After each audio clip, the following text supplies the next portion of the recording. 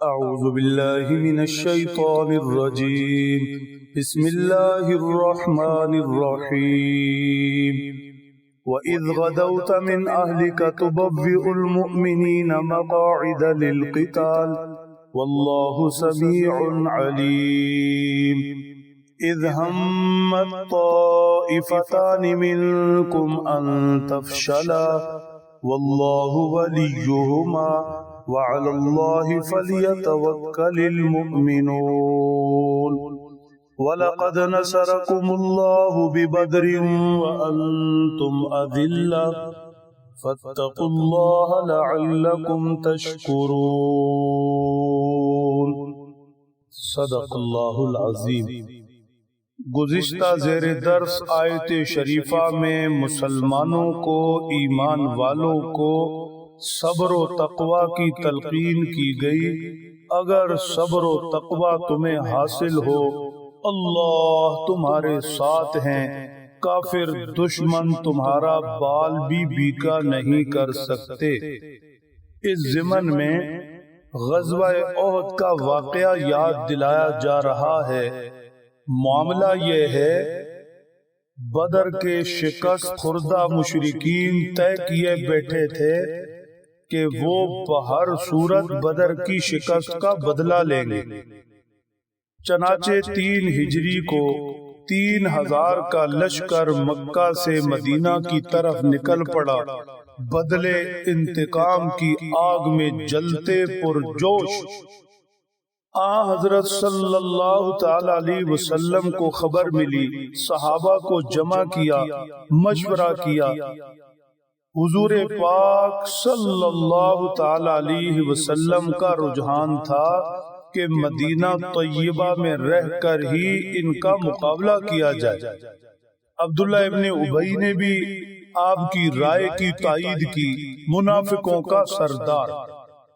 تاہم مسلمان بدر کی فتح سامنے رکھتے ہوئے پرجوش تھے. بہت سے جو بدر میں شریک نہیں ہو سکے تھے بڑا بلند عزم لیے ہوئے تھے. انہوں نے مشورہ دیا اور اصرار سے مشورہ دیا کہ ہمیں باہر نکل کر ان کا مقابلہ کرنا چاہیے. بالآخر حضور انور صلی اللہ تعالی علیہ وسلم نے ان کے مشورہ پر فیصلہ فرمایا. درون خانہ تیار ہونے کے لیے گھر تشریف لے گئے. بالآخر مسلح ہو کر باہر تشریف لائے تو عباس نے آپ کی خدمت میں عرض کیا کہ آپ کی رائے صحیح ہے، مدینہ کے اندر رہ کر ہی مقابلہ کرتے ہیں.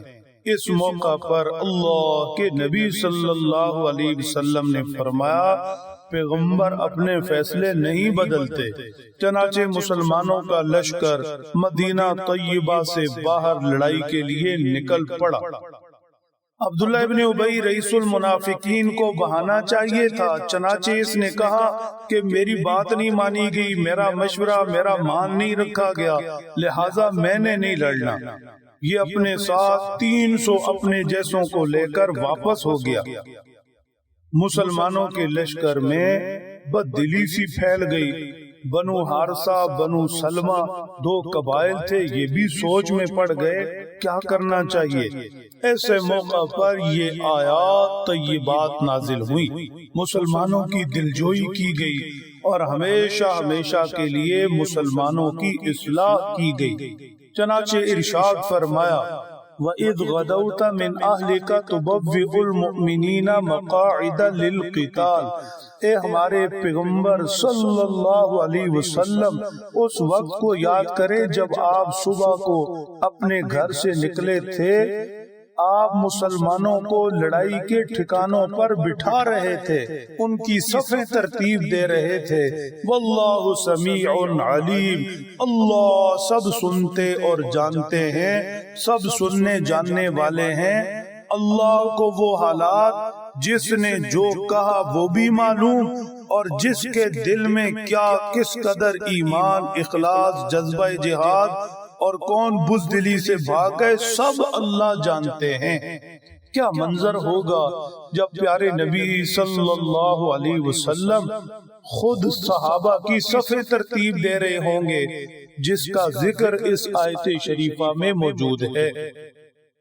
فرمایا اذ ہمت طائفتان منکم ان تفشلا، وہ بنو حارثہ اور بنو سلمہ جب عبداللہ ابن ابی واپس ہو گیا، ان کے دلوں میں بھی طرح طرح کے خیال آنے لگے، ان کی اصلاح فرمائی جا رہی ہے۔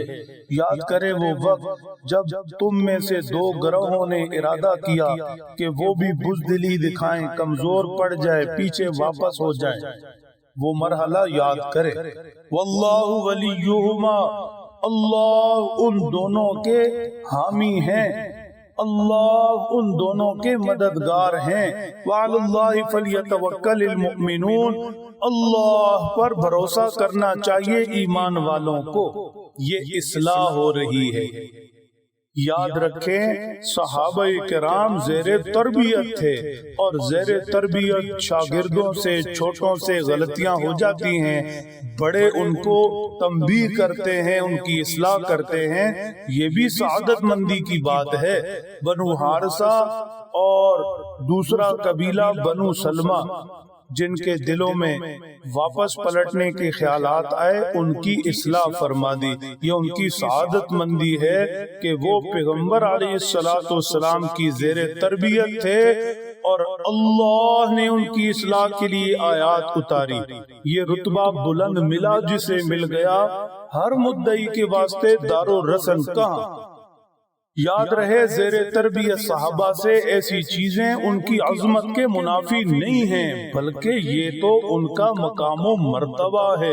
امت میں یہ شان انہی کو نصیب ہے کہ غلطی ہوئی، پیغمبر نے اصلاح کی اور اصلاح کے لیے وحی اتری۔ زیر تربیت شاگردوں سے، چھوٹوں سے، غلاموں سے غلطیاں ہو جاتی ہیں، لیکن نظر نتیجہ پر ہوتی ہے، نتیجہ پر ہوتی ہے۔ نتیجہ کیا ہے؟ صحابہ کرام سب کے سب جنتی، سب سے اللہ راضی، سب اللہ سے راضی، دنیا میں رہتے اللہ نے ان کے لیے جنتیں تیار کر دی۔ بہرحال اللہ جل شانہ نے ہمت افزائی کے لیے بدر کی نصرت کا تذکرہ کیا۔ او احد کے میدان میں مشرکین مکہ کے سامنے کھڑے ہونے والوں، صحابہ کرام ایمان والوں، ڈٹے رہو، ڈٹے رہو۔ وَلَقَدْ نَصَرَكُمُ اللَّهُ بِبَدْرٍ وَأَنْتُمْ أَذِلَّةٌ، یاد رکھو بدر میں تم تھوڑے تھے، کمزور تھے، اللہ نے تمہاری نصرت کی۔ کیسے تم مشرکین پر غالب آ گئے، کیسے تم تھوڑے ہو کر ہزار جنگجوؤں کو شکست تم نے دی ہے۔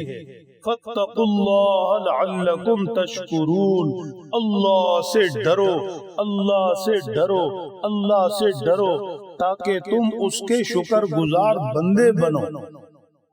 شکر کرو اللہ نے کیسے کیسے تمہیں اپنی فتح نصرت سے نوازا، تمہاری مدد کے لیے فرشتے اتارے۔ اللہ کا ڈر خوف دل کے اندر ہوگا تو پھر دشمن تم پر غالب نہیں آئیں گے، بلکہ تم ایمان والے بن جاؤ پوری شان کے ساتھ، تو پھر تم ہو، تم ہی غالب رہو گے۔ انتم الاعلون ان کنتم مؤمنین، اگر تم پورے ایمان والے ہو تو تم ہی سر بلند ہو۔ اللہ سمجھ لیں، عمل کی توفیق بخشے۔